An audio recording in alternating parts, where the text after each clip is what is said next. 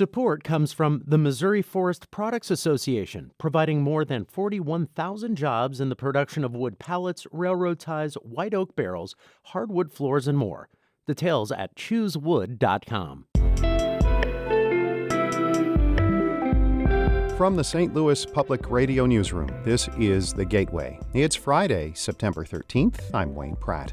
Ahead, artist Stephanie Syjuco altered some photos from the 1904 World's Fair to explore how images have been used to craft a false image of colonized peoples. And it's kind of a gentle intervention, not a way to destroy the photograph, but a way to kind of question its ability to be seen as a kind of neutral image of foreign peoples. St. Louis Public Radio's Jeremy Goodwin talked with the artist as she installed her new show at CAM in St. Louis. More details on that in just a bit. First, the news.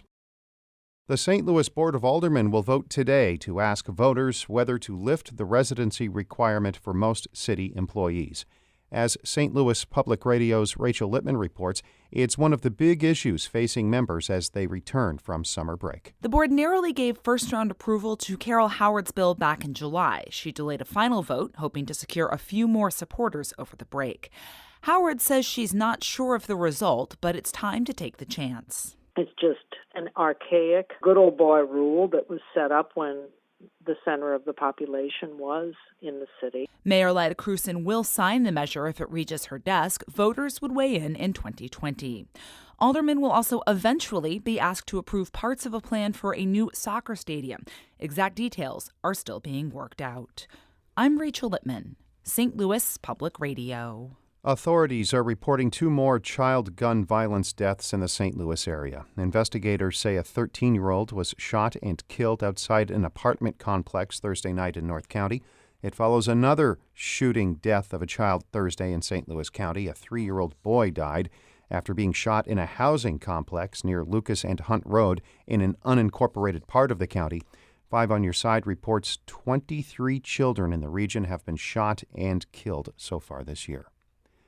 Illinois Governor J.B. Pritzker's budget director is ordering state agencies to prepare for spending cuts. A memo demands a plan to get by with 6.5% less money next year. Andrea Durbin is head of the Illinois Collaboration on Youth, which represents groups that contract with the state to take care of vulnerable children.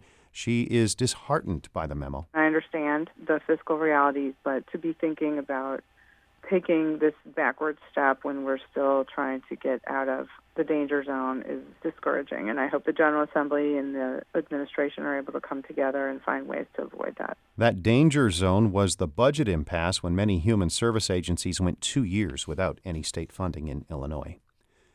A company that could bid to lease St. Louis Lambert International Airport was fired last month from a nearly $2 billion project at Denver International Airport. St. Louis Public Radio's Corinne Ruff tells us about how St. Louis officials are reacting to that development in Colorado.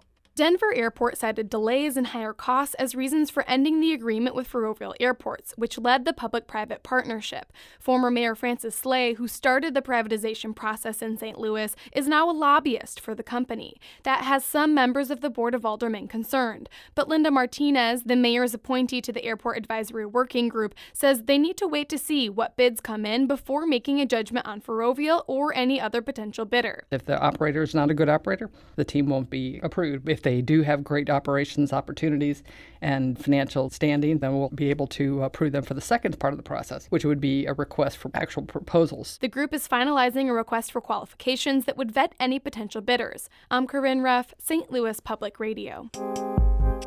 You have the opportunity to subscribe, rate, and review this podcast wherever you get your podcasts. Photographer and mixed media artist Stephanie Syjuco was born in Manila but came to the United States at age 3. Her work often explores the relationship between the nation and the Philippines, which the United States occupied and ruled as a colony for close to 50 years. Syjuco continues that examination with her exhibition at the Contemporary Art Museum, known as CAM, with an assist from a bit of St. Louis history. St. Louis Public Radio's Jeremy Goodwin has more. Stephanie Syjuco bought some black and white photographs a couple of years ago of what she thought were Filipinos in everyday moments. But when she looked a little closer, she realized the photos were staged. They were actually photos of the Filipino Village at the 1904 World's Fair in St. Louis, where people from around the world were displayed in what's been called human zoos. Syjuco later told this story to Wasan El-Kuderi, the chief curator at CAM. It gave El-Kuderi an idea. She says she invited the artist to St. Louis to take a look at World's Fair archives. I said, well, what if we dug deeper? Could we maybe create an opportunity for you to think about making something new around this history? So through her time researching these archives here in St. Louis, a new body of work emerged. That body of work includes a collection of photographs of the 1904 Filipino Village. In each one, you can see Syjuco's hand covering up part of the original photo. And it's kind of a gentle intervention, not a way to destroy the photograph, but a way to kind of question its ability to be seen as a kind of neutral image of foreign peoples. She is particularly concerned with how photography can be manipulated to shape our understanding of history. The CAM show includes black and white self-portraits of Syjuco in the manner of old photos that purported to show indigenous tribespeople from around the world. But she bought all the clothes she's wearing in the photos at American shopping malls. You can see some of the price tags dangling. Later, she returned them. On a recent afternoon at CAM, Syjuco was assembling a new piece, partially inspired by her archival dig in St. Louis.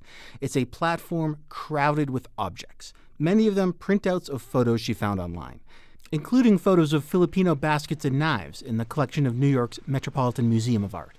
I downloaded the images, printed them at real size, and then mounted them onto laser-cut wood. So they look like props. They look kind of like they've been pulled from, a museum collection, but in a way they've been illicitly borrowed because no permission was asked to do so. Syjuco says she wants the work to be complicated, for viewers to make connections between the different items. Some of the images are stock photos of tropical fruit, a comment on the way people in colonized nations have been portrayed as exotic by invaders. There are also photos of Filipino revolutionaries who fought both the Spanish and U.S. forces. As you walk around the platform, you make different connections and see different things.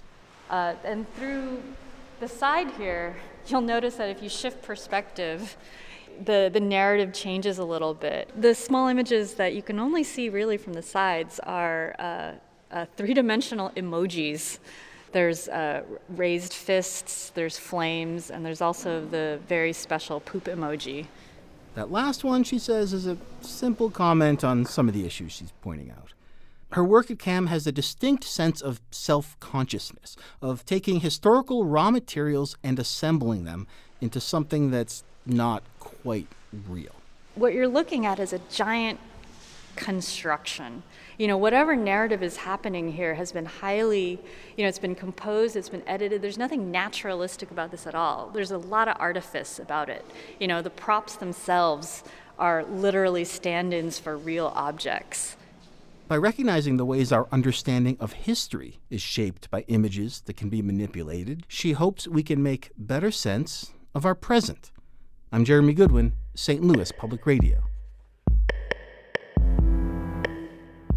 Our David Casares edited that report. Shula Newman is the executive editor of St. Louis Public Radio. Music by Ryan McNeely of Adult Fur. I'm Wayne Pratt. You can find me on Twitter at Wayne Radio. And from the St. Louis Public Radio newsroom, this has been The Gateway.